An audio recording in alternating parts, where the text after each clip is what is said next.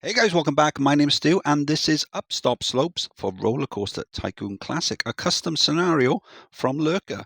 This small nature park on a hillside is yours to turn into a coaster-filled thrill park. Your objective, to have 10 different types of roller coasters operating in your park, each with an excitement value of at least 6.00. So we have played a scenario from Lurker before, at least one. I know we did play a Christmas-themed one, so maybe I'll create a playlist to put any of their scenarios in, just in case we've done some more as well. So this one does appear in the beginner section of the custom maps, but even just the fact that it's a build 10 tells me that it's not a beginner park. And looking at the landscape and how relatively small the park is, it should definitely be a little bit tougher than that, probably challenging. Okay, so we are charging for rides, so that makes things a little bit easier. There's no length requirement on the coasters, so that makes things a bit easier as well. Can we buy any additional land? Let's have a look. No, although we shouldn't really need to.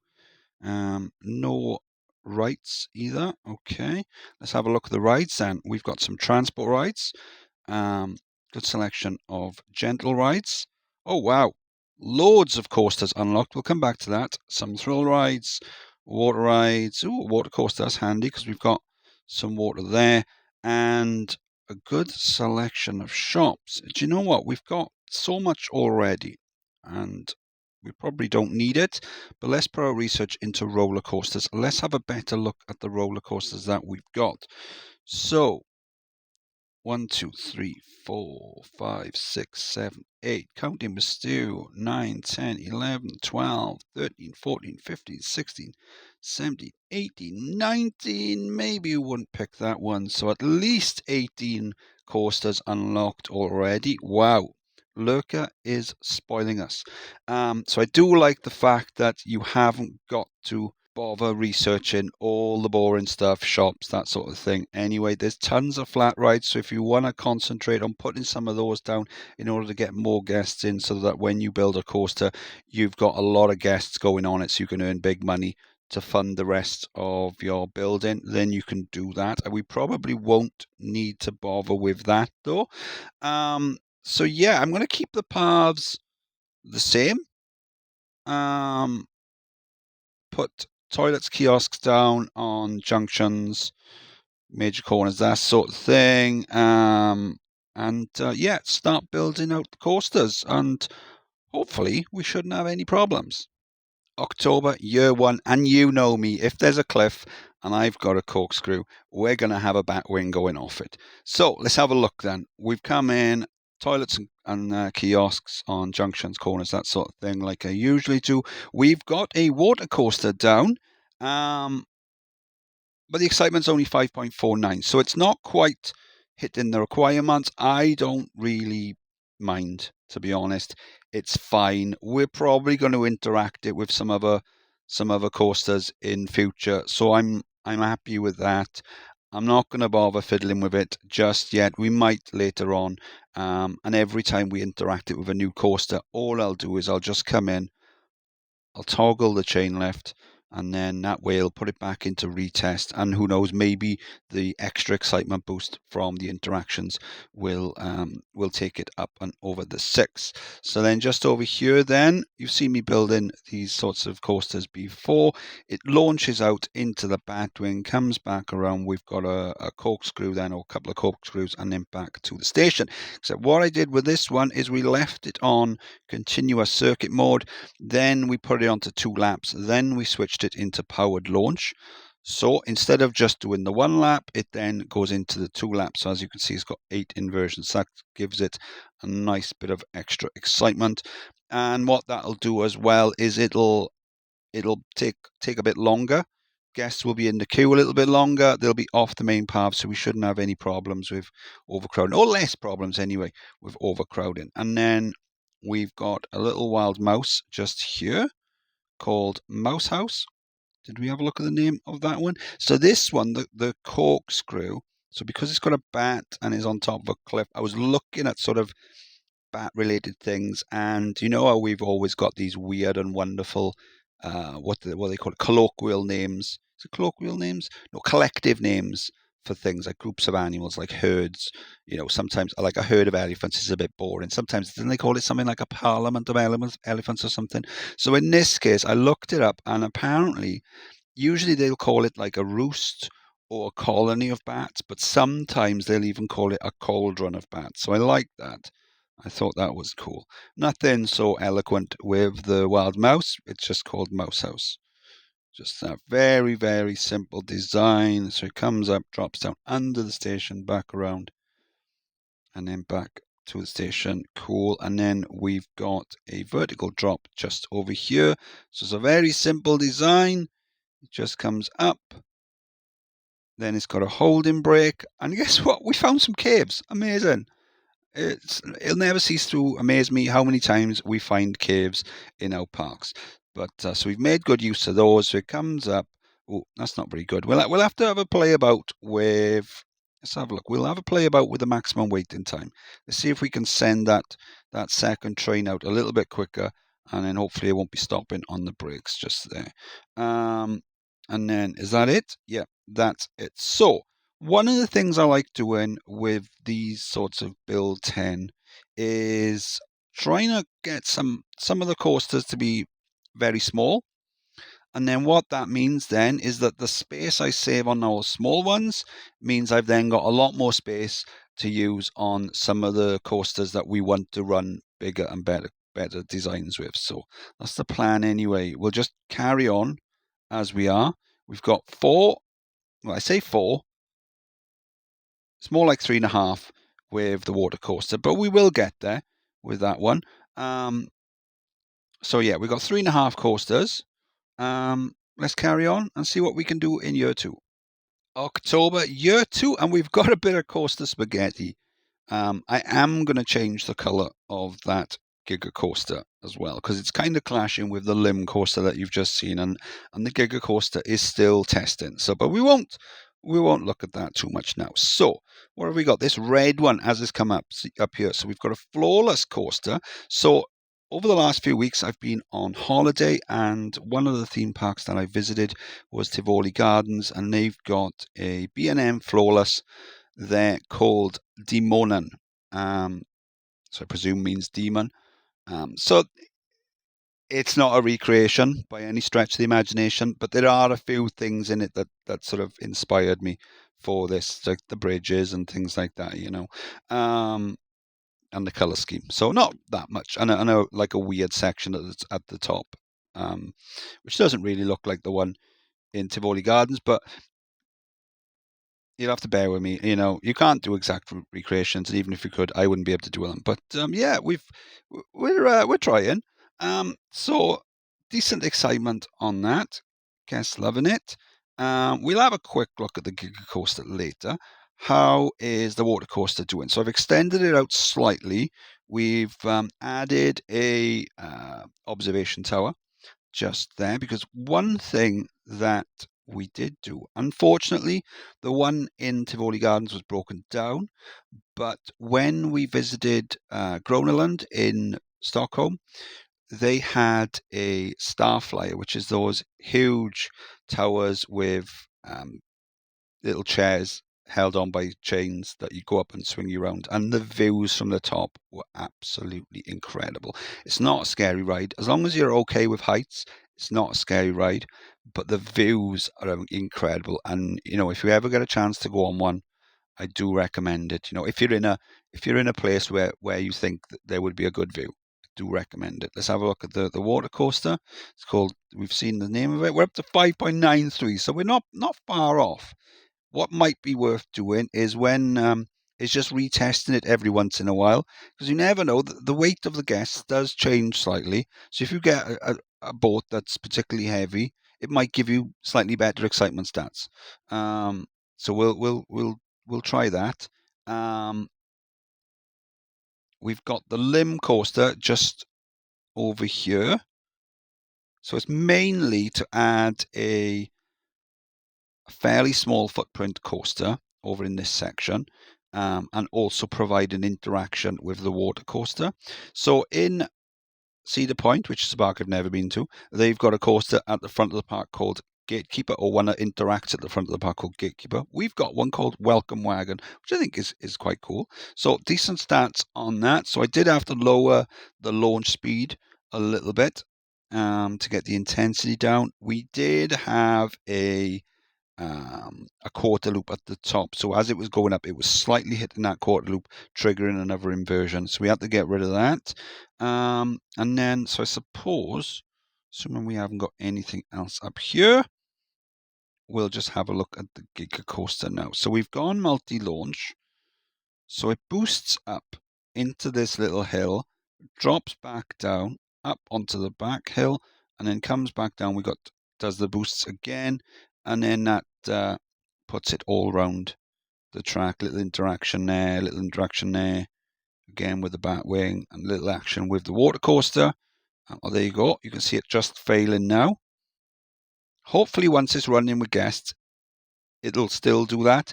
What I've had happen before is, weirdly, it'll do that in testing, but as soon as it's got the guests on and it's heavier, it makes it, which is bizarre. I don't quite understand it. Stats are great, so that's fine. We won't have any problems with that. So that'll take us up to, let's have a look. What are we on now? That'll take us up to, what have we got? Six coasters, 7 coasters, or 6.5, because the water coaster isn't quite up there yet. But we're getting there.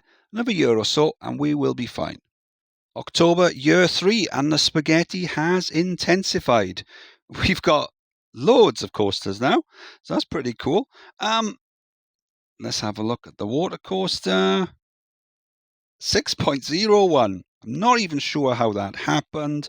Maybe it was the proximity of the twister that we've added, because I haven't really. Oh, I did put some of these little like rushes or whatever they called down in the water. So maybe that was it. Maybe that was it at all. So we've got the paint job on the Giga Coaster. It's still failing on the first launch, which is exactly what we want. We want the multi-launch system. We didn't do any. Did we do any multi? No, we didn't do any multi-launch coasters on our trip. But the best coaster that we went on our trip was Tiger in Linnanmäki in Finland. What an incredible coaster that was. Anyway, so we've got a twister coaster just here called Bobby Boost. I don't know why, I just thought it was kind of funny. So it comes up out of the station. Oh, there you go. See it now. Into the boost hill, around, down, little serpent roll, photo section, another little boost just there, and back down. Cool. Guests loving it. Nice stats on that. And then, yeah, we've kind of cheesed it with this one. You've seen me building these flying coasters before, a little bit longer on the front section, just to take it out over the bridge, because it's a bit weird with this one. You can fit the path without doing it that long, but it really does, the train clips through it, and it just looks so weird. So I've got that set to 2 laps, and the reason for that, it's not because I'm cheap.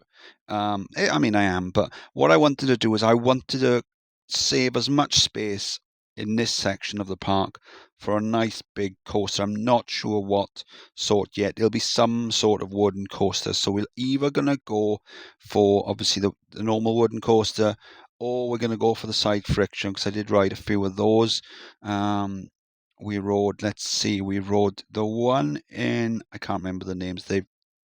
They're generally whatever the local language is for roller coaster. That's how unoriginal the names are. But then the coasters are very, very old. So we did the one in Linnanmäki that had a brakeman on it. So basically, a member of staff at the back of the train with a brake to slow it down to stop the ride crashing. Incidentally, Linnanmäki, they must only hire models because the ride ops in that park were phenomenally good looking. Without doubt. You'll notice it as soon. If you ever go there, you will notice it.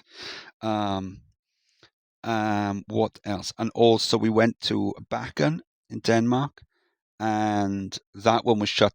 They were testing it, but and then they had to. It stalled a couple of times. They had to get up and push it, but it never opened whilst we were there. And we did ride the one in Tivoli Gardens, and yeah, I'll be honest, it wasn't great. But it is really old. What do you expect? You don't ride it for the thrills. You ride it at this point for the fact that it's nostalgic, and it's just a case that you can say that you've ridden one that old. So what are we up to now? We are up to 9 coasters. We've got the Giga is open. The water coaster is running, is over 6. So we're going to build one up here. That'll be the 10th one. And then what we'll do before we test it, we'll shut down probably the limb coaster, toggle the speed so it goes back into test. And then that way the game will only think we've got 9. And then when we come back to record, we'll open them all up and we'll pass the scenario. That's the plan. Hopefully we're going to do it. May 4. So in the end, we went for a mine train coaster and we wanted something very, very fast and wild. And I think, given what's happened this week, given who the world of music has lost this week, there could only be one name that we could call this train. And it is, of course, Crazy Train. So that's our 10th coaster. Fantastic stats on there. Bit of a wild ride all around. And guess what? We found another cave system. And that brings it back to the start. And there's a nice sort of long meandering section before it gets to the chain lift. So that gives the train enough time to be able to leave the station for the other one to complete the journey around the track and get back. So we haven't had to worry too much about block sections, etc. So yeah, that one's leaving whilst this one's on next. I was thinking of putting a block section there. Didn't need to. Honestly, I think when you've built so many coasters, this happens a lot that it's sort of, it just works, first time. More luck than judgment, I suppose, but you will find that the more you build, the more lucky you get. Yeah, so it's everything is running fine. I forgot to put the prices up on a lot of the coasters, so I've put a lot of them up to £5, and a lot of the ones that I had put to 10, I've lowered down to 5, in order to make sure everything's running. This one is closed, and I toggled it to get rid of that. So we'll put it on test. Let's open it up. So as soon as the results come back for that, it should pass. There'll be a slight delay. The game is checking in the background every sort of, what they call them, every tick or whatever they call them, and the devs call them. It's every day or so it's checking to see if the criteria for passing the goal has been met, and when it does, it'll pop up. That's why sometimes you're left there wondering, thinking, well, I've done it. Where is my congratulatory message? Like now. Let's have a look. Oh, there you go. It's come up. There you go. Every single time. I'm always like, well, it should be there now. And then it gets me every single time. Stew! Awesome sauce. So, yeah, a fantastic scenario from Lurker. I think it's the second one we've played, and I know the Christmas one we played from Lurker was brilliant. And so I was looking at RCT Go this week, and I saw this one, and I looked in, and a lot of the scenarios I look at, and I think, well, that would be nice to play through, but they're created for Open RCT, which is fine, but it just means that people who like playing on vanilla RCT2 or on classic can't enjoy them. So by creating them on RCT2, it means that the most amount of people in the community can play them, which is why I really, really wanted to play this, just to say thank you to Lurker for keeping it going. Just like I like playing the ones that Radrian makes, as a thank you. Not just because they're fantastic scenarios, but as a thank you as well for them creating fantastic content for the community. So yeah, what should we look at first? We've got so much choice. This park has turned out amazing, and a lot of that is to do with the fact that the actual landscape that we started with is fantastic. Yeah, why don't we start off with the limb coaster? We'll have a look at that. And there you go. It's already shot off, so we'll wait for it to come back and then we'll start it off. So what I'm going to do now is I'm going to press the little arrow in the corner, and then once that's done, I can then press the X and that'll get rid of the screen, the pop-up screen, and then we've just got the main view as well. And then when I go into edit it, I just crop out the top and the bottom. Yeah, so we'll do that. Fantastic. So this has been Upstop Slopes from Lurker. I'll put the link in the description. I've been Stu. Hope you enjoyed the video. If you did, please like and subscribe, and I'll see you next time. Bye.